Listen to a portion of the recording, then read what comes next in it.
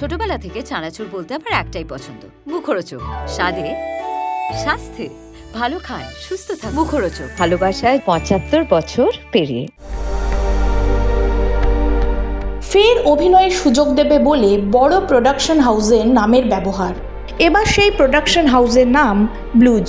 প্রযোজক স্নেহাশিস চক্রবর্তী প্রযোজনা সংস্থা ব্লুজ বহু বছর ধরেই বাংলা ধারাবাহিক জগতের অত্যন্ত গুরুত্বপূর্ণ নাম। একের পর এক হিট মেগা সিরিয়াল বাঙালির ড্রয়িং রুমে উপহার দিয়েছেন তিনি।